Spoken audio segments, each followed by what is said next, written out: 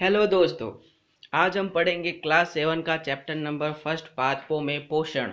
तो पादपों में पोषण, पहले इस चैप्टर के बारे में पढ़ेंगे अपन अच्छे से। इस चैप्टर में कौन कौन से पॉइंट्स इंपॉर्टेंट हैं, कौन कौन सी परिभाषाएं हैं, इस पूरे चैप्टर को अच्छे से समझने के बाद हम नेक्स्ट वीडियो के अंदर चैप्टर नंबर फर्स्ट पादपों में पोषण के जो अभ्यास के जो क्वेश्चन आंसर दे रखे हैं चैप्टर के पीछे, उन चैप्टर के क्वेश्चन आंसर को वन बाय वन करके समझेंगे, उनको सॉल्व करेंगे, जिससे आपको क्वेश्चन आंसर सॉल्व करने में भी समस्या नहीं आए। तो चलो स्टार्ट करते हैं चैप्टर नंबर फर्स्ट पादपों में पोषण। पादपों में पोषण को पढ़ने से पहले अपन डिस्कस करते हैं क्लास 6 में जो आपने पढ़ा था भोजन के बारे में। भोजन के कौन कौन से अवयव होते हैं उनके बारे में, कार्बोहाइड्रेट, वसा, प्रोटीन, विटामिन, खनिज, लवण, जल, इन सब के बारे में डिस्कस किया था। जो भोजन होता है वो किन किन चीज़ों से मिलता है, पादपों से प्राप्त होने वाले भोजन, जंतुओं से प्राप्त होने वाले भोजन, इन सब के बारे में अपन ने क्लास 6 के अंदर पढ़ लिया था। तो अब अपन पढ़ते हैं पादपों में पोषण। तो सबसे पहले इस चैप्टर को पढ़ने से पहले अपन देखते हैं कि पादपों में जो पोषण होता है, पोषक क्या होते हैं। पहले तो ये जो अपन ने क्लास 6 में पढ़ा था, तो कार्बोहाइड्रेट, प्रोटीन, वसा, विटामिन एंड खनिज भोजन के घटक हैं। भोजन के ये घटक हमारे शरीर के लिए आवश्यक हैं, जिसे अपन क्या कहते हैं, पोषक कहते हैं। तो भोजन के वे घटक जो हमारे शरीर के लिए आवश्यक हैं, शरीर की वृद्धि करने में सहायता करते हैं, शरीर के विकास में, रोग प्रतिरोधक क्षमता बढ़ाने में सहायता करते हैं, वो सब क्या कहलाते हैं, पोषक कहलाते हैं। तो पोषक कौन कौन से हैं, कार्बोहाइड्रेट, प्रोटीन, वसा, विटामिन, खनिज, लवण, जल वगैरह, ये सारे पोषक कहलाते हैं। ठीक है, अब आगे चलते हैं अपन इस चैप्टर के अंदर। पोषक के बारे में अपन ने डिस्कस कर लिया। अब पढ़ते हैं अपन पादपों में पोषण की विधि। तो पादपों में पोषण की विधि पढ़ने से पहले अपन डिस्कस करते हैं कि सजीवों द्वारा भोजन ग्रहण करने हैं उन इसके उपयोग की विधि को क्या कहते हैं, पोषण कहते हैं। सजीवों द्वारा जो भोजन को ग्रहण किया जाता है, भोजन को ग्रहण करने के लिए इसमें जो विधियों की काम में आती हैं, जो विधियाँ काम में आती हैं, जिसका उपयोग जिस विधि के थ्रू किया जाता है, वो क्या कहलाती हैं, पोषण कहलाती हैं। तो सीधी सी परिभाषा हो गई, सजीवों द्वारा भोजन ग्रहण करने एवं उनके उपयोग की विधि को अपन क्या कहते हैं, पोषण कहते हैं। अब पोषण भी दो तरह का होता है, आप लोगों को पता है। दो तरह का कौन कौन सा होता है, एक होता है स्वपोषी और दूसरा होता है विषमपोषी। तो स्वपोषी किसे कहते हैं, जिसमें जीव अपना भोजन स्वयं संश्लेषित करते हैं, स्वपोषी भोजन कहलाता है। स्वपोषी भोजन किसे कहते हैं कि वह भोजन जिसमें जीव अपना भोजन खुद बनाता है, सजीव जो अपना भोजन खुद बनाता है, किसी दूसरे के ऊपर निर्भर नहीं रहता है, उनको स्वपोषी कहते हैं। तो ऐसे पादप क्या कहलाते हैं, स्वपोषी कहलाते हैं। ऐसे पादप स्वपोषी पादप कहलाते हैं। जंतु एवं अधिकतर अन्य जीव पादपों द्वारा संश्लेषित भोजन ग्रहण करते हैं, उनको अपन क्या बोलते हैं, विषमपोषी। तो पोषण कितने प्रकार का हो गया, पोषण दो प्रकार का हो गया, स्वपोषी और परपोषी। स्वपोषी जिसमें भोजन स्वयं बनाते हैं पादप, वो स्वपोषी कहलाते हैं। और जो किसी पादपों के ऊपर निर्भर रहते हैं, दूसरे जंतुओं के ऊपर निर्भर रहते हैं, उनको अपन क्या बोलते हैं, विषमपोषी कहलाते हैं, परपोषी कहलाते हैं, विषमपोषी कहलाते हैं।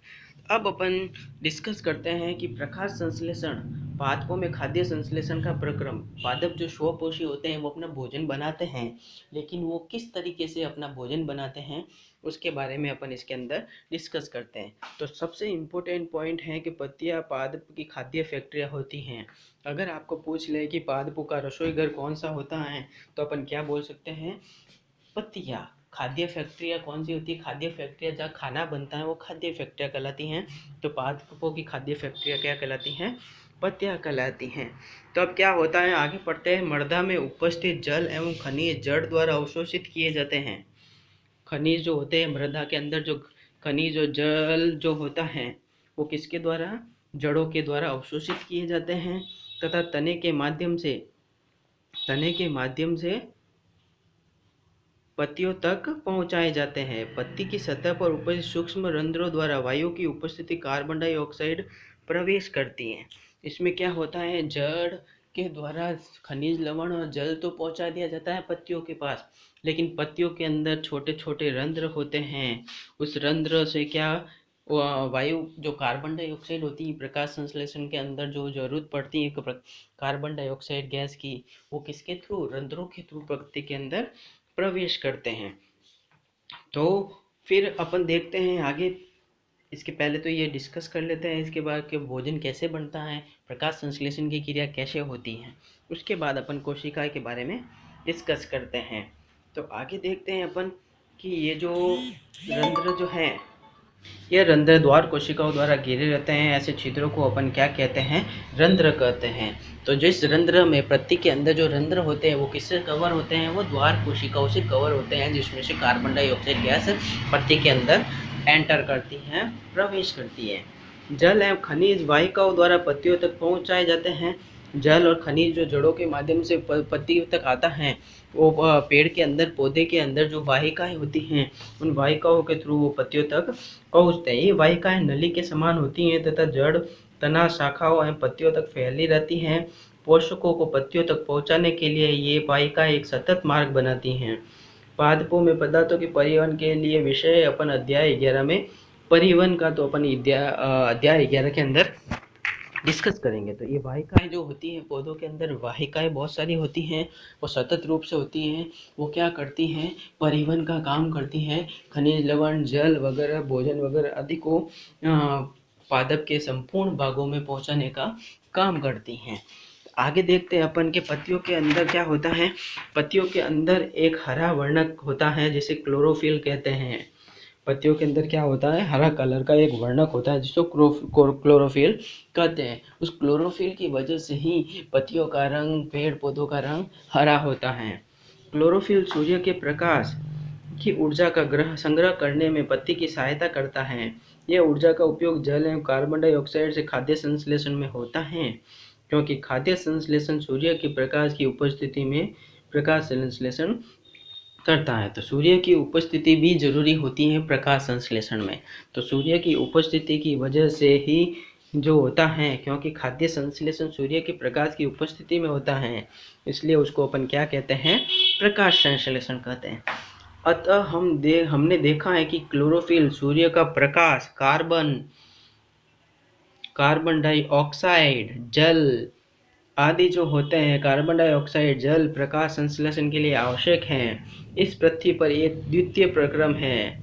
यह एक क्या है, अद्वितीय प्रक्रम है। पत्तियों द्वारा सौर ऊर्जा संग्रहित की जाती है तथा पादप में खाद्य के रूप में संचयित की जाती है। अतः सभी जीवों के लिए सूर्य ऊर्जा का चरम स्रोत है। तो सभी जीवों के लिए, पादप हो या जीव हो, सभी के लिए ऊर्जा का सबसे चरम स्रोत कौन सा है, सूर्य है।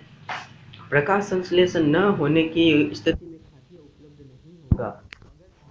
अगर प्रकाश संश्लेषण की क्रिया नहीं होगी तो उसमें खाद्य का संश्लेषण नहीं होगा, खाना नहीं बनेगा पत्तियों के अंदर। सभी जीवों का अस्तित्व प्रत्यक्ष या परोक्ष रूप से पादपों द्वारा निर्मित भोजन पर निर्भर करता है। तो सभी जीव जो होते हैं, सभी जीवों का जो अस्तित्व होता है वो किसके ऊपर निर्भर करता है, प्रत्यक्ष या अप्रत्यक्ष रूप से पौधों के ऊपर निर्भर करता है। क्योंकि पौधों के अंदर प्रकाश संश्लेषण की क्रिया होगी, खाना बनेगा, तो दूसरे जीव उनको भोजन के रूप में ग्रहण कर पाएंगे। इसके अतिरिक्त सभी जीवों के लिए परम आवश्यक ऑक्सीजन भी प्रकाश संश्लेषण के दौरान निर्मित होती है।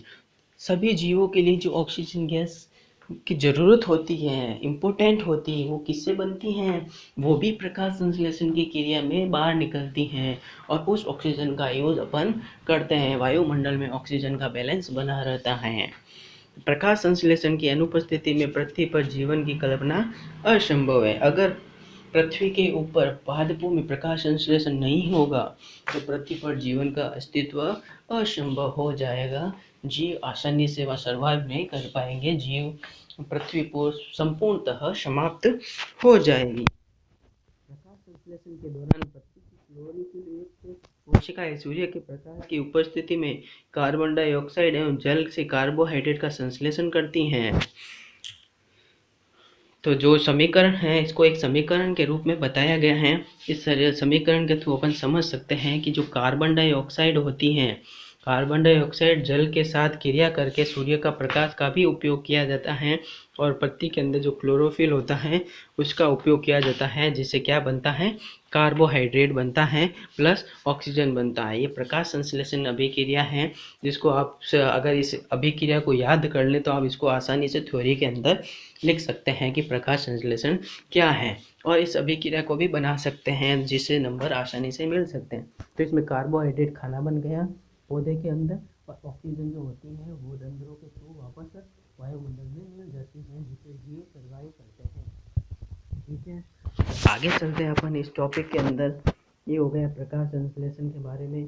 ठीक है, अब इसमें थोड़ा सा प्रकाश संश्लेषण के बारे में अपन थोड़ा सा और डिस्कस करते हैं। उसके बाद अपन चलते हैं कोशिका, जो अपन ने ऊपर एक टॉपिक छोड़ रखा है। ये देखिए, ये प्रकाश संश्लेषण का डायग्राम है। स्टार्च भी एक प्रकार का कार्बोहाइड्रेट है। पौधों के अंदर जो इकट्ठा होता है खाद्य प्रकार का खाद्य पदार्थ जो होता है उसका संश्लेषण होता है, संग्रह होता है, वो किसके रूप में होता है, कार्बोहाइड्रेट के रूप में। और कार्बोहाइड्रेट जो होता है स्टार्च के रूप में खाना संचित होता है, वो स्टार्च भी एक प्रकार का क्या कहलाता है, कार्बोहाइड्रेट कहलाता है। तो इस डायग्राम के थ्रू अपन समझ सकते हैं कि प्रकाश संश्लेषण क्या होता है। सौर ऊर्जा, कार्बन डाइऑक्साइड गैस, जीवों में पत्तियों के अंदर क्लोरोफिल, रंध्र, खनिज लवण, ये सब मिलकर कार्बोहाइड्रेट का निर्माण करते हैं प्रकाश संश्लेषण की क्रिया द्वारा, और ऑक्सीजन का निर्माण होता है। उसके बाद अपन ने एक टॉपिक छोड़ा था ऊपर कोशिका के बारे में। ये कोशिका के बारे में डिस्कस करते हैं अपन कि कोशिका क्या होती हैं, कोशिकाएं क्या होती हैं। तो आपने देखा है कि इमारतें ईंटों से बनी होती हैं, इस प्रकार सजीवों का सूक्ष्म इकाइयों से बनता है, जैसे कोशिका कहते हैं। सजीवों का जो शरीर भी होता है जो सूक्ष्म छोटी छोटी इकाइयों से मिलकर बना होता है उसको क्या कहते हैं, कोशिका कहते हैं। आपने कोशिकाओं को सूक्ष्म दृष्टि से देखा जा सकता है। आपने कोशिकाओं को सूक्ष्मदर्शी के थ्रू आपने इन कोशिकाओं को देखा होगा। कुछ जीव मात्र एक कोशिका के बने होते हैं। कोशिका एक पतली बाह्य संरचना द्वारा घिरी होती है, जो इसे कोशिका झिल्ली कहते हैं। इसमें केंद्र में एक स्थित सुस्पष्ट केंद्रक भी होता है। ठीक है, और इसके अंदर क्या होता है, इसके अंदर केंद्रक के चारों ओर एक पदार्थ होता है, केंद्रक के चारों ओर एक जेली समान पदार्थ होता है जिसको कोशिका द्रव्य कहते हैं। तो सीधा सा अपन इसके बारे में जान सकते हैं कि कोशिकाएं जो होती हैं सजीवों का शरीर सूक्ष्म इकाइयों से मिलकर बना होता है, जिसको कोशिकाएं कहते हैं। कोशिका को अपन सूक्ष्मदर्शी से देख सकते हैं क्योंकि वो बहुत ही छोटी होती हैं। और कुछ जीव जो होते हैं एक कोशिकाओं से मिलकर बने होते हैं, जिसको एक कोशिकीय जीव कह सकते हैं। और कुछ जीव जो होते हैं बहुत सारी कोशिकाओं से मिलकर बने होते हैं, उनको बहुकोशिकीय जीव कहते हैं। अब ये कोशिका जो होती हैं ये एक बाह्य संरचना द्वारा घिरी रहती हैं, जिसको कोशिका झिल्ली कहते हैं। ठीक है, और उस कोशिका झिल्ली के अंदर की तरफ कोशिका के अंदर एक केंद्रक होता है, एक सुस्पष्ट केंद्रक होता है, जिसके चारों ओर एक जेली समान पदार्थ बना हुआ होता है, जिसको कोशिका द्रव्य कहते हैं। तो ये कोशिका के बारे में थोड़ा सा नॉलेज था इसमें। फिर आगे चलते अपन स्टोमेटा के बारे में देखा था अपन ने। ये स्टोमेटा जो होती हैं द्वार कोशिकाएं होती हैं, इसके चारों तरफ स्टोमेटा हैं, इसके चारों तरफ द्वार कोशिकाएं होती हैं, जिसमें को कार्बन डाइऑक्साइड वायुमंडल से ली जाती हैं और इकट्ठा होती हैं, जहाँ कार्बोहाइड्रेट भोजन का संचय होता है, स्टार्च का संचय होता है। अब इसमें देखते हैं अपन कुछ टॉपिक के बारे में, प्रकाश संश्लेषण के बारे में, कि आपने गीली दीवारों पर तालाब अथवा ठहरे हुए जलाशय में हरे अवपंखी काई देखी होगी। आपने समुद्र छोड़ो, आपने तालाब, छोटे से पोखर वगैरह वहाँ जाकर अपन ने देखा होगा कि वहाँ हरे कलर की काई जमी हुई होती हैं, जिसको अवपंखी बोलते हैं। ये सामान्यतः कुछ जीवों की वृद्धि के कारण बनते हैं, जिन्हें शैवाल कहते हैं। ये क्या होते हैं, कुछ जीवों की वृद्धि के कारण बनते हैं, जिसको अपन क्या बोलते हैं, इस काई को अपन क्या बोलते हैं, शैवाल बोलते हैं। उसके बाद अपन आगे चलते हैं। शैवाल भी प्रकाश संश्लेषण द्वारा अपना भोजन बनाती हैं। शैवाल क्या करती हैं, प्रकाश संश्लेषण के द्वारा अपना भोजन बनाती हैं। शैवाल का कलर भी ग्रीन होता है, उसमें भी क्लोरोफिल होता है, वो भी प्रकाश संश्लेषण की क्रिया करती हैं और अपना भोजन खुद बनाती हैं।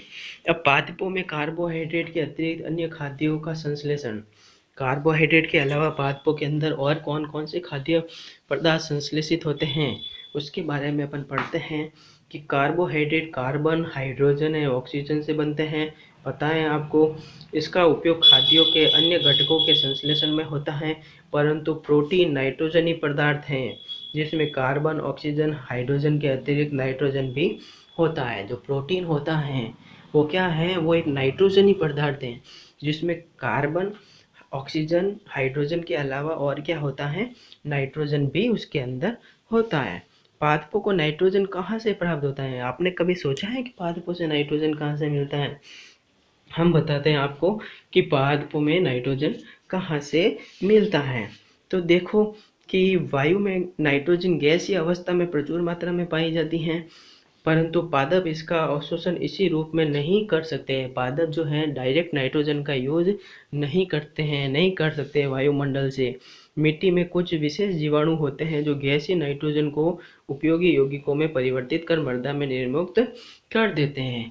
कुछ जो जीवाणु होते हैं मिट्टी के अंदर, वो जीवाणु क्या करते हैं, गैसीय नाइट्रोजन को अपघटित करते हैं और छोटे छोटे यौगिकों में परिवर्तित कर कर मृदा के अंदर मिक्स कर लेते हैं। यह विलेय पदार्थ पादपों द्वारा जल के साथ अवशोषित कर लिए जाते हैं। संभवतः आपने देखा है कि किसान अपने खेतों में उर्वरक एवं खाद डालते हैं, ये भी आप लोगों को पता है। तो ये तो जो हो गया प्राकृतिक तरीके से नाइट्रोजन का यूज हो गया है पौधों को, कि जो छोटे छोटे जीवाणु होते हैं वो वायुमंडलीय नाइट्रोजन को छोटे छोटे यौगिकों में अपघटित कर लेते हैं और तथा वो क्या करते हैं, वो किसके अंदर मिक्स कर लेते हैं, वो पादपों के अंदर, मृदा के अंदर मिक्स कर लेते हैं और मृदा से पादप जो होते हैं वो जड़ों के द्वारा खनिज लवणों और नाइट्रोजन का यूज करते हैं। ठीक है, लेकिन किसानों को आपने देखा होगा कि खेतों के अंदर कुछ खाद और उर्वरकों का प्रयोग करते हैं, मिट्टी के अंदर उर्वरता क्षमता कम हो जाती है, नाइट्रोजन कम हो जाती है, तो क्या करते हैं, कृत्रिम रूप से उर्वरक और खाद का उपयोग करते हैं। कुछ ऐसे पादप होते हैं, देखिए, जैसे कि पादपों में पोषण की अन्य वीडियो में डिस्कस करें तो कुछ पादप ऐसे भी हैं जिसमें क्लोरोफिल नहीं पाया जाता है। वे भोजन संश्लेषित नहीं कर सकते हैं। वे कैसे जीवित रहते हैं, वे पोषण किस प्रकार प्राप्त करते हैं? कुछ पादप जो होते हैं जिसके अंदर क्लोरोफिल नहीं होता है, वो अपना भोजन खुद नहीं बना पाते, तो वो क्या करते हैं कि ये पादप भी अपने पोषण के लिए अन्य पादपों द्वारा निर्मित खाद्य पर निर्भर करते हैं, जिसको विषम पोषी प्रणाली कहा जाता है। कुछ पादप जो होते हैं अपना भोजन खुद नहीं बना पाते हैं, तो वो क्या करते हैं, वो दूसरे पादपों के ऊपर डिपेंड रहते हैं, निर्भर रहते हैं, जिसको विषम पोषी प्रणाली कहा जाता है। तो इसमें परपोषी, विषम पोषी कौन कौन से होते हैं, जिस पर ये आरोहित होते हैं?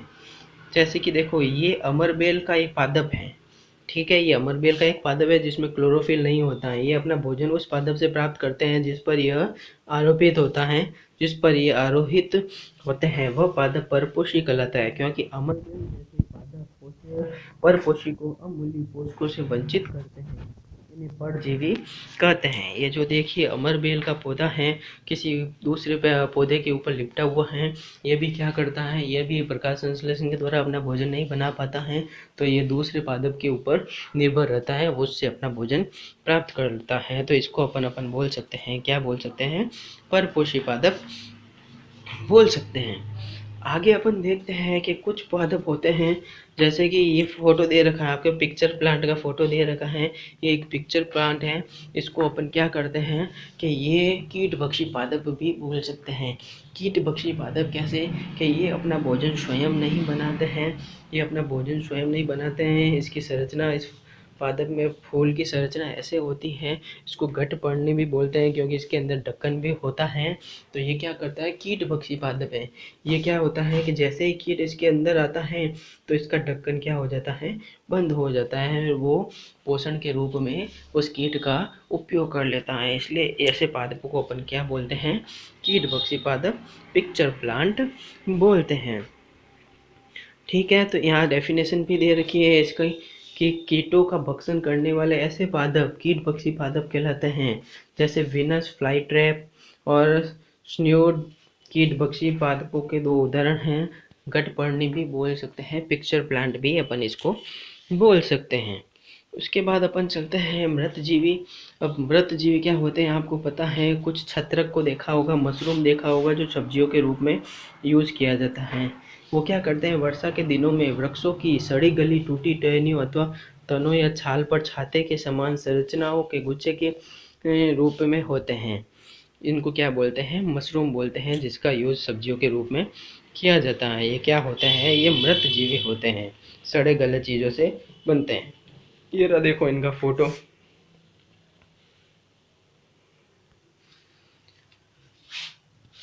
अब देखो कि ये जो कवक और फंजाई होते हैं, ये जीव कवक और फंजाई कहलाते हैं। इनकी पोषण प्रणाली तथा पोषण विधि भिन्न प्रकार की होती है। ये मृत एवं विघटनकारी, सड़ी गली, सड़ने वाली वस्तुओं, जैव पदार्थों की सतह पर कुछ पाचक रसों का स्राव करते हैं तथा उसे साधारण व विलय के रूप में परिवर्तित कर देते हैं। तत्पश्चात ये इस विलयन का भोजन के रूप में क्या करते हैं? के रूप में अवशोषण करते हैं। इस प्रकार की पोषण प्रणाली को, जिसमें जीव किसी मृत या विघटित जैविक पदार्थों से पोषक तत्व प्राप्त करते हैं, मृत जीवी पोषक कहलाते हैं। जिसकी जीवित वह जीव जो किसी मृत और विघटित जैविक पदार्थ जो होता है उससे अपना भोजन क्या करते हैं? प्राप्त करते हैं, अपना पोषण प्राप्त करते हैं। इसको मृत जीवी पोषक कहते हैं। मृत जीवी पोषक प्रणाली का उपयोग करने वाले जीव मृत जीवी कहलाते हैं। तो जैसे कि अगर कवक और फंजाई के बारे में अपन ने देखा, ये कवक फंजाई अचार, चमड़े, कपड़े व अन्य पदार्थों पर उगते हैं। ये उन स्थानों में भी उगते हैं जो नम व उष्ण होते हैं। कवकों की वृद्धि के लिए वर्षा ऋतु सबसे अच्छी परिस्थिति पैदा करती हैं। इसी कारण वर्षा ऋतु के दौरान अनेक वस्तुएं कवकों की वृद्धि के कारण क्या हो जाती हैं? नष्ट हो जाती हैं। ठीक है, तो ये हो गया कवक, जो क्या होते हैं? मृत जीवी होते हैं। मृत जीवी मतलब मरे हुए, सड़े गले चीज़ों से अपना पोषण प्राप्त करते हैं, इसलिए इनको अपन मृत जीवी कहते हैं। ठीक है, तो आगे चलते हैं अपन। अब मृत जीवी तो अपन ने पढ़ लिया, लेकिन कुछ ऐसे जीव होते हैं जो क्या होते हैं? सहजीवी, साथ साथ रहते हैं। एक के बिना दूसरा अधूरा है, पहले के बिना दूसरा अधूरा है और दूसरे के बिना पहला अधूरा है। उनको सहजीवी कहते हैं। जैसे कि अगर अपन देखें कि कुछ जीव एक दूसरे के साथ रहते हैं तथा अपना आवास एवं पोषक तथा एक दूसरे के साथ बांटते हैं, उनको सहजीवी संबंध कहते हैं। कुछ जीव जो होते हैं एक दूसरे की मदद करते हैं, एक दूसरे से अपना भोजन प्राप्त करते हैं। जिसको जो जरूरत होती है वो उसको देता है, वो उसको देता है। ऐसे दोनों सहजीवी एक दूसरे के साथ जीवन यापन करते हैं। तो अगर अपन इसका एग्जाम्पल लें तो इसका एग्जाम्पल लाइकेन जो हैं कहे जाने वाले कुछ जीवों में दो भागीदार होते हैं। इसमें से एक शैवाल होता है तथा दूसरा कवक होता है। लाइकेन में क्या क्या होता है? शैवाल और कवक। शैवाल में क्लोरोफिल उपस्थित होता है, जबकि कवक में क्लोरोफिल नहीं पाया जाता है। तो शैवाल क्या करता है? क्लोरोफिल उपस्थित होने की वजह से प्रकाश संश्लेषण का काम करता है, भोजन बनाता है। जबकि कवक में क्लोरोफिल नहीं होता, भोजन नहीं बनता है। तो शैवाल अपना भोजन किसके साथ शेयर करता है? कवक के साथ शेयर करता है। तो ये है लाइकेन। कवक शैवालों को रहने का स्थान, जल है, पोषक तत्व उपलब्ध कराता है और इसके बदले में शैवाल प्रकाश संश्लेषण द्वारा संश्लेषित खाद्य कवक को देता है। तो ये दोनों हो गए सहजीवी। सहजीवी का उदाहरण अगर पूछे आपको तो सहजीवी का उदाहरण कौन सा हुआ? लाइकेन जो हुआ, जो है शैवाल और कवक से मिलकर बना होता है। मृदा में पोषकों की पुनः पूर्ति किस प्रकार की जाती है? आप लोगों को पता होगा कि मृदा के अंदर जो पोषक तत्व खत्म हो जाते हैं, धीरे धीरे पोषक तत्वों के खत्म होने की वजह से उसकी पूर्ति कहाँ से की जा सकती है? तो पादप मृदा से खनिज पोषक तत्व अवशोषित करते हैं, अतः मृदा में इसकी मात्रा लगातार कम होती जाती है। उर्वरक एवं खाद में नाइट्रोजन, पोटेशियम, फास्फोरस जैसे पोषक होते हैं। पादपों द्वारा लगातार उपयोग किए जाने के कारण मृदा में उनकी मात्रा धीरे धीरे क्या हो जाती है? कम हो जाती है। और धीरे धीरे मृदा में उनकी मात्रा कम हो जाने की वजह से क्या होता है? उनकी मृदा में पोषक तत्व कम हो जाते हैं। तो किसान क्या करता है? खाद और उर्वरक के रूप में पादपों के अंदर क्या करता है? उन पोषक तत्वों को वापस डाला जाता है। खाद और उर्वरकों का यूज़ किया जाता है जिससे मिट्टी में वो पोषक तत्व मौजूद रहे और पौधों द्वारा उनका उपयोग किया जा सकता है। जैसे पादपों को प्रोटीन बनाने के लिए सामान्यतः नाइट्रोजन की अधिक आवश्यकता होती है। फसल कटाई के बाद मृदा में नाइट्रोजन की कमी हो जाती है। यद्यपि वायु में नाइट्रोजन गैस प्रचुर मात्रा में उपलब्ध होती है, परंतु पादप इसका उपयोग कुछ प्रकार से करने में असमर्थ होते हैं। जैसे वे कार्बन डाइऑक्साइड का उपयोग करते हैं पौधे नाइट्रोजन को विलेन के रूप में ही अवशोषित कर सकते हैं। तो कुछ जीवाणु जो होते हैं, कुछ जीवाणु जैसे कि राइजोबियम नामक जीवाणु जो होता है, कुछ जीवाणु जो राइजोबियम कहलाते हैं, राइजोबियम जीवाणु वो क्या करते हैं, वायुमंडलीय नाइट्रोजन को विलेय पदार्थों में परिवर्तित कर देते हैं, परंतु राइजोबियम अपना भोजन स्वयं नहीं बना सकते हैं। ये चना, मटर, मूंग, तथा अन्य फलीदार पादपों की जड़ों में रहते हैं। तो नाइट्रोजन की प्रचुर मात्रा अगर खेत में मृदा में मिलाई जाए तो ऐसे पौधों को लगाना चाहिए जिससे नाइट्रोजन की प्रचुर मात्रा मृदा में हो सके। तो जैसे चना, मटर, मूंग, सेम तथा अन्य फलीदार पौधे लगाएं जिसकी जड़ों में राइजोबियम निवास करता है। वो राइजोबियम नाइट्रोजन का विघटन करता है और मृदा के अंदर मिक्स करता है, जिससे पौधे को आसानी से नाइट्रोजन की पूर्ति हो सके। ये तो हो गया प्राकृतिक तरीका। अब कुछ जो होते हैं प्राकृतिक तरीके के अलावा जो होते हैं, इसमें खाद और उर्वरक के थ्रू भी अपन क्या कर सकते हैं, नाइट्रोजन का खाद को, उर्वरकों को मिलाया जाता है। पोटेशियम, नाइट्रोजन वगैरह, कैल्शियम, सल्फर, फॉस्फोरस, ये जो लौह, ये जो आदि जो चीज़ें होती हैं वो मिक्स करने के लिए, मृदा में पोषक तत्वों की पूर्ति करने के लिए खाद और उर्वरक के रूप में खेतों के अंदर मिलाई जाती हैं, जिससे वो मृदा में पोषक तत्व उपस्थित रहे और उन पोषक तत्वों का पादप उपयोग कर कर क्या कर सके, भोजन प्रकाश संश्लेषण की क्रिया कर सके और अपना भोजन स्वयं बना सके। तो ये था पोषक तत्वों के बारे में, पादपों में पोषण के बारे में, जिसमें अपन ने क्या क्या पढ़ा है, जिसमें अपन ने स्वपोषी पादप पढ़े हैं। उसके बाद क्लोरोफिल क्या होता है उसके बारे में डिस्कस किया है। विषमपोषी क्या होते हैं वो पढ़े हैं। परपोषी क्या होते हैं, कीटभक्षी पादप कौन कौन से हैं उसके बारे में डिस्कस किया है। पोषक क्या होता है, चैप्टर स्टार्ट हुआ था उस समय ही अपन ने इसकी परिभाषा के बारे में डिस्कस किया था। परजीवी क्या होता है, प्रकाश संश्लेषण की क्रिया क्या होती है, कैसे होती है, अभिक्रिया के द्वारा अपन ने इसको समझा था। मृतजीवी क्या होते हैं उसके बारे में पढ़ा था। रंध्र क्या होते हैं, किससे बने हुए होते हैं उसके बारे में डिस्कस किया था। सहजीवी का एग्जाम्पल पढ़ा था अपन ने, जिसको लाइकेन के बारे में अपन ने पढ़ा था, और कवकों के बारे में पढ़ा था कि अपना भोजन कहाँ से प्राप्त करते हैं। तो इस चैप्टर के अंदर अपन ने ये पढ़े। अब इसमें कुछ पॉइंट दे रखे हैं, उन पॉइंट के बारे में भी डिस्कस कर लेते हैं कि इस पॉइंट के अंदर क्या क्या चीज़ें अपन ने पढ़ी हैं। वापस एक बार रिवाइज कर लेते हैं कि सभी जीवों को खाद्य की आवश्यकता होती है, जिसका उपयोग वे अपनी वृद्धि भी एवं शरीर के रख रखाव के लिए तथा आवश्यक ऊर्जा प्राप्ति के लिए करते हैं। पता है अपन ने इसको पढ़ लिया है। हरे पादप प्रकाश संश्लेषण प्रक्रम द्वारा अपना खाद्य स्वयं संश्लेषित करते हैं, इसलिए इनको स्वपोषी कहते हैं। हरे पादप कार्बन डाइऑक्साइड, जल एवं खनिज जैसे सरल रासायनिक पदार्थों का उपयोग कर खाद्य संश्लेषण के लिए करते हैं। प्रकाश संश्लेषण के लिए क्लोरोफिल और सूर्य का प्रकाश अनिवार्य रूप से आवश्यक है। अगर प्रकाश संश्लेषण की क्रिया करनी है तो उसके लिए सूर्य का प्रकाश और क्लोरोफिल होना जरूर आवश्यक है। उसके बाद कार्बोहाइड्रेट जैसे जटिल रासायनिक पदार्थ प्रकाश संश्लेषण के उत्पाद हैं। प्रकाश संश्लेषण के प्रक्रम में क्लोरोफिल की सहायता से पत्तियों द्वारा सौर ऊर्जा का संचय किया जाता है। प्रकाश संश्लेषण में ऑक्सीजन उत्पादित होती है। इस ऑक्सीजन का उपयोग सभी जीवों द्वारा अपनी उत्तरजीविता प्राप्त के लिए किया जाता है, उत्तरजीविता के लिए किया जाता है, जरूर ये भी पढ़ा अपन ने। उसके बाद अपन ने डिस्कस किया कवक अपना पोषण मृत एवं अपघटित जैव पदार्थों से प्राप्त करते हैं, वे मृतजीवी कहलाते हैं। मृतजीवी की डेफिनेशन अगर है तो ये यहाँ से हो जाएगी। अमर बैल जैसे पादप परजीवी हैं, वे परपोषी पादप से अपना भोजन प्राप्त करते हैं।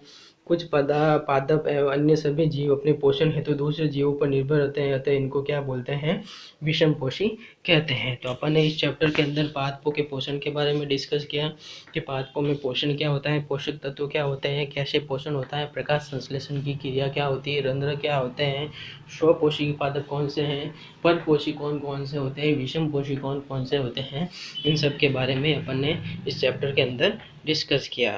तो आज के लिए इतना ही। Thank you.